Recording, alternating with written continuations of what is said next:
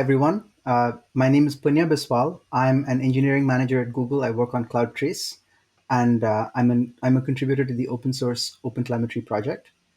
My co-speaker Josh Surratt unfortunately has a family emergency, but he contributed to a lot of the material here, and he is a member of the OTAL technical committee. So I'm really excited to be here in front of all of you to talk to you about OpenTelemetry, which is a project of the CNCF, whose goal is to help developers and operators have amazing observability of their cloud native workloads.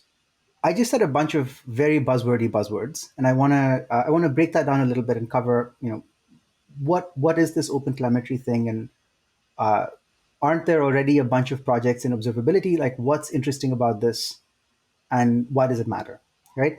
So to set the stage, I want to take us back to the 1990s and sort of think about how people built applications at that point, right? And I'm going to make some broad generalizations here. Not all of them are going to be 100% true, but bear with me.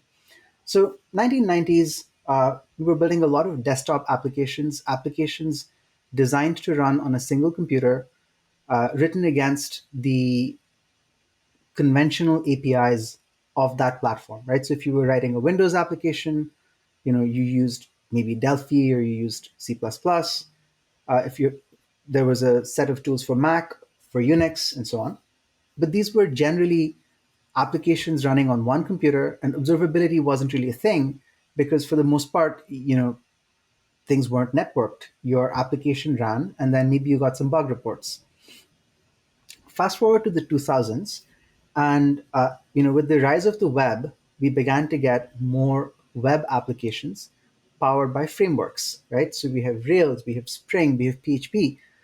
These sort of all-in-one systems that let you build a web application really fast, and then also start to talk about scaling it up, right? So maybe horizontally scaling a web application and having a storage tier and a compute tier. Now today, we've taken that and we've really specialized into a bunch of different tools. So you have teams today using cloud providers, using containers and orchestration systems alongside all of the tools that we had from the 2000s, and really with this emphasis on picking the best tool for each slice or job within the application. So another way to say that is, in the 2000s it was Rails or Spring or PHP. Again, broad generalizations. But today it's AWS and GCP and Azure and Kubernetes and Docker, right? And a bunch of other things. So really, we're talking about polyglot hybrid microservices being put together to construct these applications. Let's think about that from an observability and operations perspective, right? So you have all the technologies that comprise your application on the left, and you're observing them through metrics, logs, and traces. Right now, if you want to run these, if you want to look at these metrics, logs, and traces to help you troubleshoot, to help you optimize, right, all the things that operators care about, then it's a great time in some ways to be an operator because you have all these fantastic tools, some open source and freely available, some hosted paid offerings, some provided by the cloud platforms themselves that that can take your metrics, logs, and traces and do cool things with them, right? So this is great, right? Everything sounds fantastic, except, right, getting the things on the left to talk to the things on the right isn't seamless. And I think all of you know this, right? Sometimes one tool on the left works amazingly well with one tool on the right, but kind of sort of with the others, and not at all with something else. So at the end of the day, the operator who's trying to make sense of everything might not have a single pane of glass or might have data that's confusing and hard to interpret. There's a long tradition of operators being cranky about this sort of difficulty in their lives, but let's sort of take an engineering approach to this. Like, what is the problem that we're trying to solve? We want connectivity, correlation, and consistency in our telemetry. What I mean by that is connectivity. I want all my data sources, right, all my self-written microservices, my open source software, my cloud platforms, all of that to talk to whatever observability backend I want to use. I don't want to have to pick and choose, right? I don't want to say my metrics ABC end up in one place, but my metrics DEF end up somewhere else. I also want correlation. That means that my metrics, logs, and traces should work together to tell me a coherent story, right? So, as an example, if I see elevated latency for one of my endpoints, I should be able to find an example of a request that showed the elevated latency, dive into the logs for that request, and then find out which of my backend components actually caused that elevated latency. I should be able to root cause why this problem happened. And finally, correlation is about different signal types talking to each other. Consistency is about the same signal type across different sources. So, as an example, if my Spring and my Rails applications and my AWS load balancer each express request latency in slightly different forms, then for an operator, it becomes really hard to make valid comparisons or aggregations across this data, right?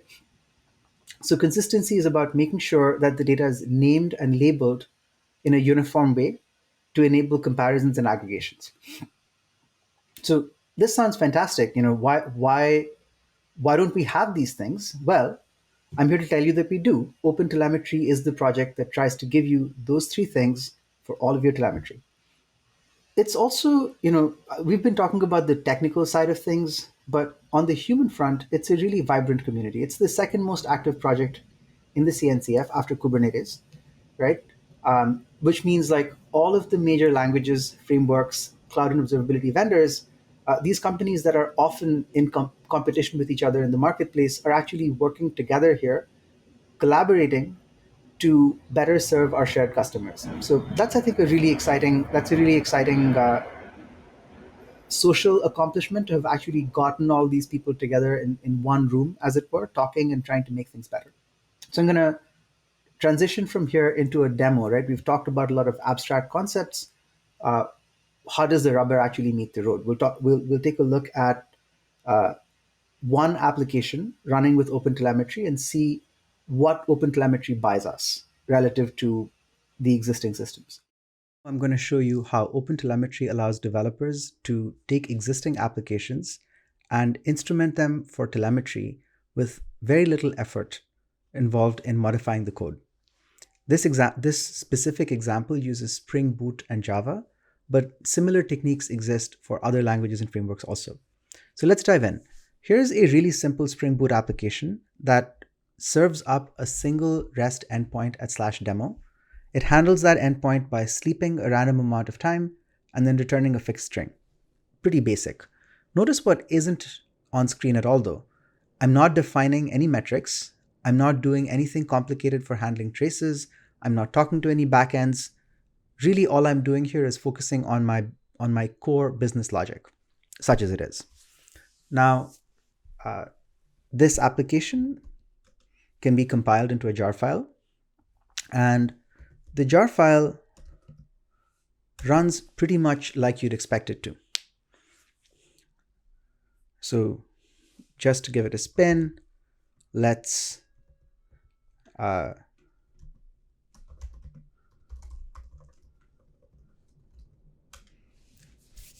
curl the endpoint, and yep, there it is. You see hi there is the output. Now, what the OpenTelemetry agent lets you do, so I'll switch over here to a slightly more complicated command line that I've written ahead of time. The agent, which is this little bit right here, is a jar I can grab from the OpenTelemetry GitHub website. And that jar tells the Java virtual machine certain special things to do while running the application's main content, right? It's a way of reaching into the code and modifying it at runtime to introduce these telemetry-related behaviors systematically through the application. And we configure the agent by setting these environment variables. So I set my service name to be demo. I decided that I want my metrics to be exported into Prometheus and my traces to be exported into Jaeger. And that's all I had to do. Let's see what happens when I run my application using these settings. Notice that the agent is involved now. The rest of the application startup looks pretty much like before, but and we can see that the application still works exactly as before. It still prints out hi there. But here's something else that it can do.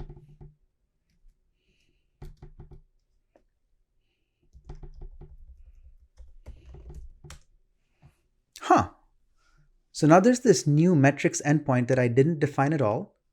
And it's giving me all sorts of interesting, useful statistics in the Prometheus exposition format, um, including, as we'll see, some things about this endpoint.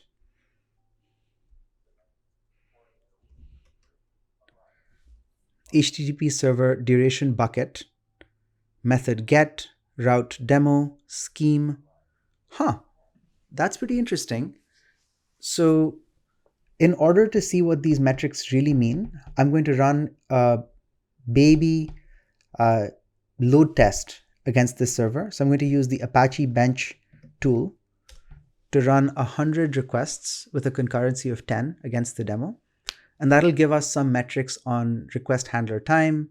It'll give us some traces. We'll be able to go over to Prometheus and Jaeger and take a look at those numbers. Now, it's good to have these outside statistics. We now know something about the black box behavior of the service. And heading over into Prometheus, HTTP server request bucket. So let's look at the rate of HTTP server durations over the last 10 minutes. And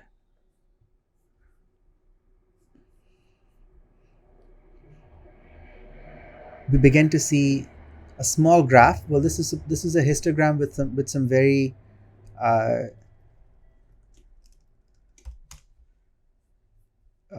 you can see a few more histogram buckets here as you zoom in to the behavior. You can see the number of requests whose durations are below various limits. Now, this is already pretty interesting, but what makes it even more interesting is if we add in the notion of exemplars. So exemplars are trace IDs sampled and stored in relation to the metrics. So the exemplars show us a couple of interesting things. One is that the distribution might not be well captured by the buckets that we decided ahead of time, right? And also, it lets you understand why things are happening. Seeing an elevated metric, but then being able to see where is that time actually being spent is really useful. So here I can grab a trace ID from Prometheus and paste it into Jaeger and immediately see a more detailed breakdown of what was going on that tells me all of this fascinating low-level detail, like the process command line, the PID, the exact runtime. For an operator to go from coarse-grained metrics to this level of detail in a single step is, I think, really, really amazing. Hopefully, you enjoyed seeing how much observability you could get with how little work on the part of the developer and the operator. But making that possible requires a number of different components, and I want to talk about that.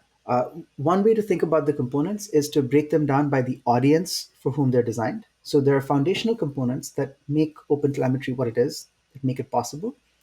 And on top of that, we build components for developers, right, and for operators.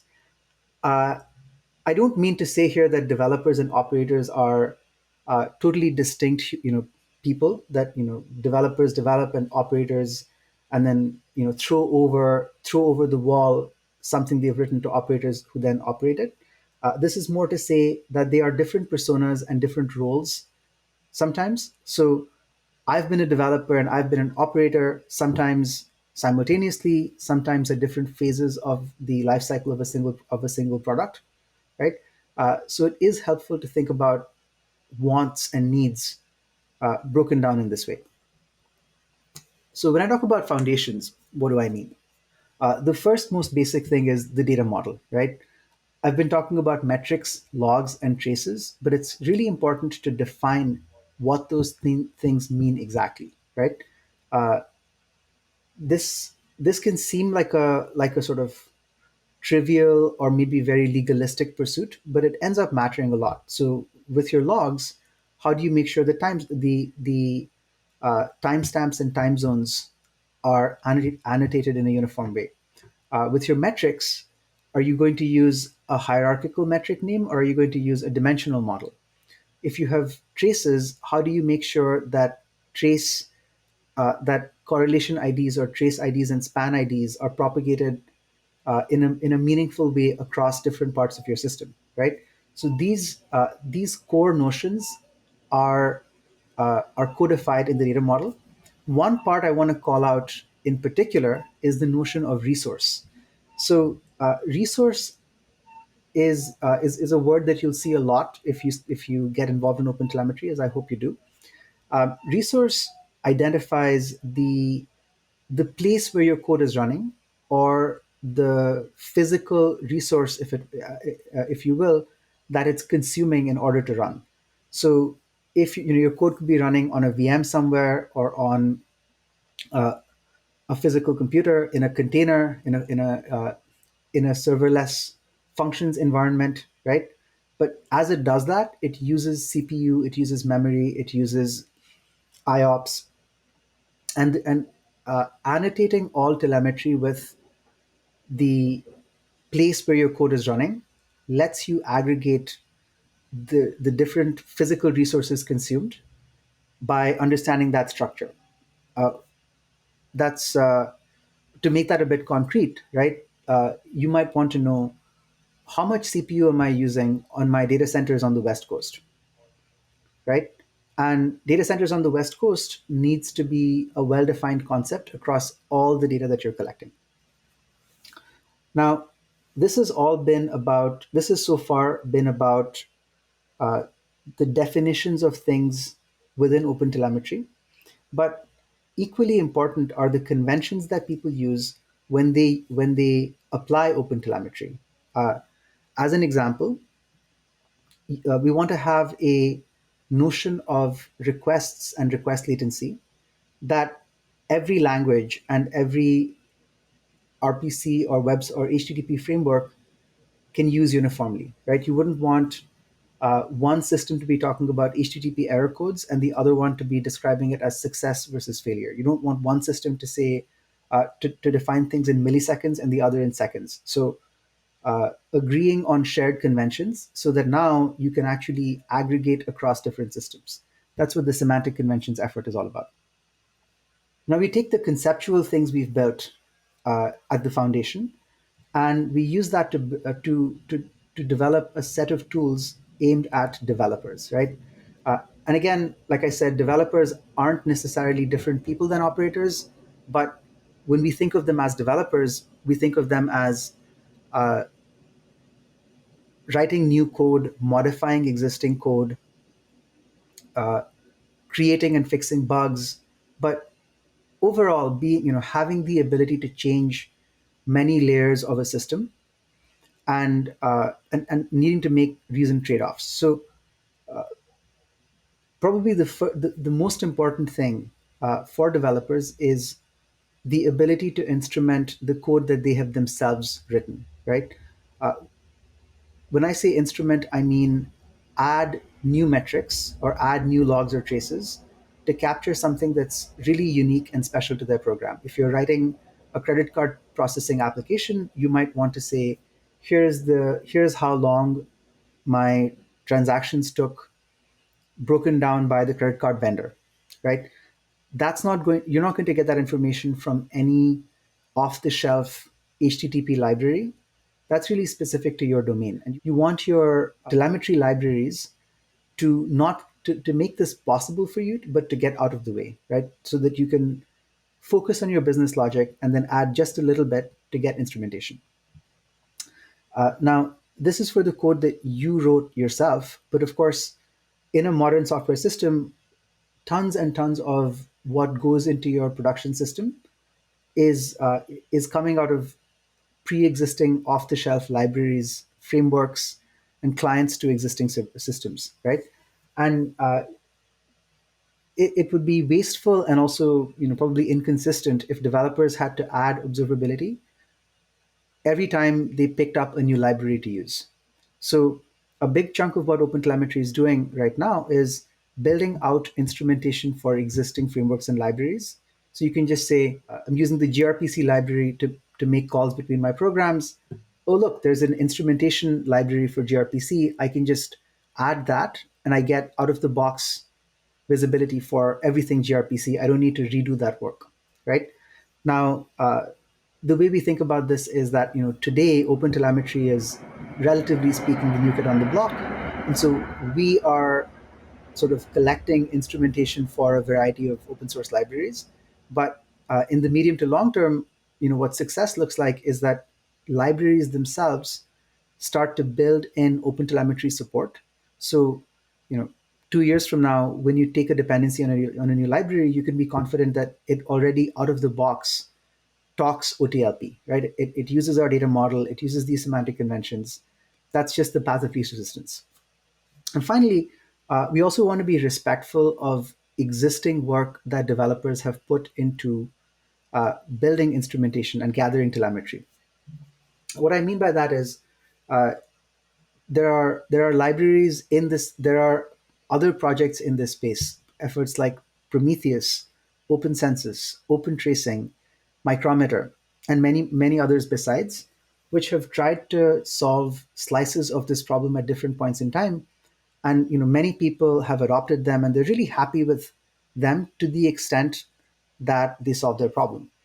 Now, we don't want that if, when a developer decides, hey, I want to ask more questions, I have a great metrics library, but I want correlation, right?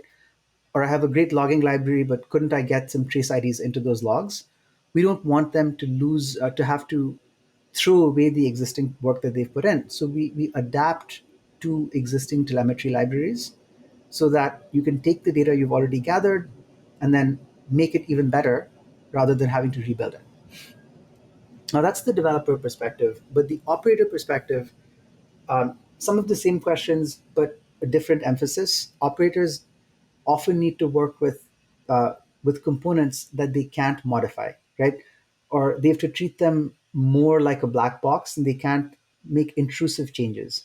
So one way in which we make that possible is the notion of auto instrumentation. Now, thinking back to the demo, we wrote this Java program. I wrote no code in the Java program to deal with any kind of telemetry gathering, but the auto instrumentation made some runtime code changes to extract that information out, right? And I want to highlight that auto instrumentation is an area where OpenTelemetry really benefits from being a multi-vendor community, right? Writing this sort of runtime modification code is really hard. It is brittle and fragile code that has to be rigorously tested and relies on a fairly specialized skill set, right?